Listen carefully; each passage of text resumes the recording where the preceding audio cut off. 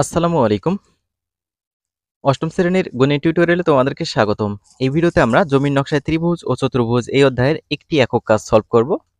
তো শিক্ষার্থীরা, এই ভিডিওটি অত্যন্ত ছোট হতে যাচ্ছে, কারণ আমরা এই একক কাজটা সলভ করে এই ভিডিওটি শেষ করে দেবো ইনশাল্লাহ।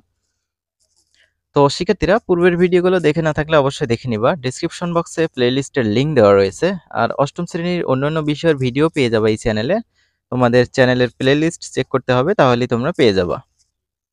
তো এখানে একক কাজ এখানে কি বলা আছে? চিত্র 5.16 থেকে ছক 5.7 এর খালি ঘর পূরণ করো এবং সিদ্ধান্ত লেখো। এ, বি, সি, ডি।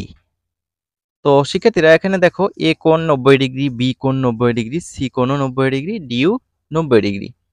আর দেখো বিপরীত বাহুগুলো কি? পরস্পর সমান এবং সমান্তরাল, তাই না? তাহলে এটা কি? এটা নিশ্চয় আয়তক্ষেত্র বা আয়ত, তাই না? তাহলে আমরা অলরেডি জেনেই আছি যে এটা একটা আয়ত। তাহলে আমাদের এই একক কাজটা সলভ করতে আরো সুবিধা হলো। এখানে ছক 5.7 কি বলা হয়েছে? প্রস্তাবনা। ত্রিভুজ বিএডি। ত্রিভুজ বিএডি আমরা একটু চিহ্নিত করি। বি, দুইটা কালার দিয়ে চিহ্নিত করব, দুইটা বিএডি এইটা নির্দেশ করে। হ্যাঁ, ত্রিভুজ বিএডি। এবার বলা আছে ত্রিভুজ সিএডি। এটা আর একটা কালার দিয়ে আমরা চিহ্নিত করি, তাহলে তোমাদের বোঝাতে সুবিধা হয়। সিএডি,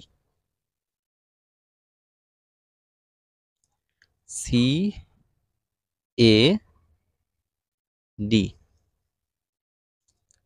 এটা নির্দেশ করে, ঠিক আছে? ত্রিভুজদ্বয়ের মধ্যে কি কি সমান আছে সেগুলো এখানে দেওয়া আছে প্রথম কলামে। তারপর কারণগুলো আমাদের লিখতে হবে। এখানে বলা আছে এবি সমান সিডি। দেখো শিক্ষার্থীরা, এবি বাহু সিডি বাহুর সমান। এটা সমান হওয়ার কারণটা কি? আমরা জানি কি আয়তের বিপরীত বাহু কি সমান। তাহলে আমরা কারণের জায়গায় লিখতে পারি আয়তের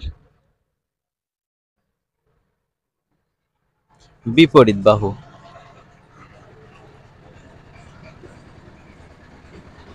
আয়তের বিপরীত বাহু, আয়তের বিপরীত বাহু বলে এই দুটো সমান।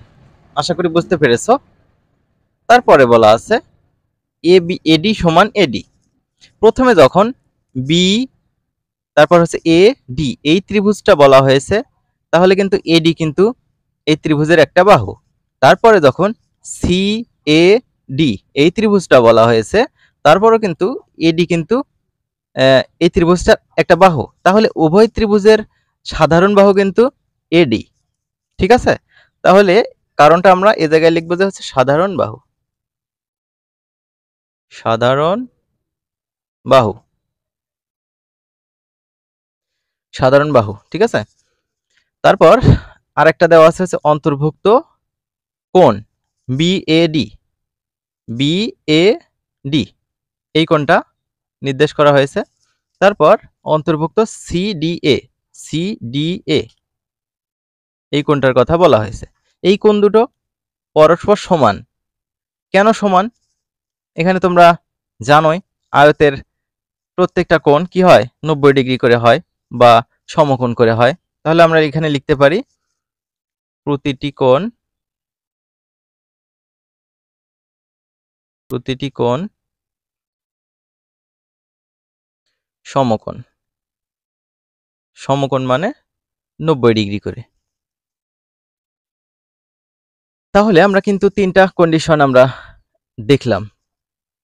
উভয় ত্রিভুজের মধ্যে দুটো বাহু সমান আর একটা কোণ সমান। দুটো বাহু আর একটা কোণ যদি সমান হয়, তাহলে ত্রিভুজটা সর্বসম হয়। সর্বসম হওয়ার এটা আর একটা শর্ত। তাহলে অতএব ত্রিভুজ বিএডি এবং ত্রিভুজ সিএডি সর্বসম। কারণটা কি? দুইটি ত্রিভুজের দুই বাহু এবং এদের অন্তর্ভুক্ত কোণ সমান হলে ত্রিভুজ দুইটি সর্বসম হয়। আর যদি সর্বসমই হয়, তাহলে আরেকটা বাহু কিন্তু থাকলো। এখানে দেখো এবি সিডির সমান, এবি বাহু সিডি বাহুর সমান, আবার এডি বাহু এডি বাহুর সমান, এডি এডি এর সমান। আর একটা কি বাহু ফাঁকা থাকলো উভয় ত্রিভুজের মধ্যে, একটা হচ্ছে এসি আর একটা হচ্ছে বিডি। যেহেতু আমরা সর্বসম বলেই ফেলছি বা প্রমাণ করেই ফেলছি, তার মানে অপর যে বাহু দুটো রয়েছে এসি আর হচ্ছে বিডি, এরাও কি হবে? সমান হবে। ঠিক আছে, কারণ এরা হচ্ছে আয়তের কর্ণ। তাহলে দেখো বিডি কর্ণ সমান এসি। তাহলে আমরা এখানে লিখতে পারি, কারণটা লিখতে পারি কর্ণদ্বয় সমান, কর্ণদ্বয় পরস্পর সমান, পরস্পর সমান। এটাও লিখতে পারো, অথবা তোমরা লিখতে পারো যে হচ্ছে যেহেতু ত্রিভুজটি সর্বসম হয়েছে তাই অন্য বাহু দুটো সমান হবে। তাহলে নিচে কিন্তু সিদ্ধান্ত লিখতে হবে আমাদের। তো সিদ্ধান্তটা আর কিছু নয়, অনেক জটিল কিছুই নয়। যেহেতু এটা আয়ত, তাহলে আমরা লিখব আয়তের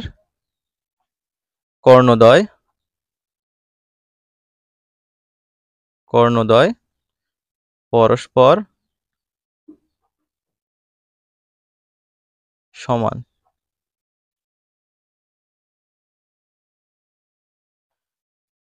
তো শিক্ষার্থীরা, এই ছিল আমাদের এই একক কাজটার সমাধান। আশা করি বুঝতে পেরেছো। আমরা পরবর্তী ভিডিওতে পরবর্তী কাজগুলো নিয়ে আলোচনা করব। শিক্ষার্থীরা ভালো থাকবে। আল্লাহ হাফেজ।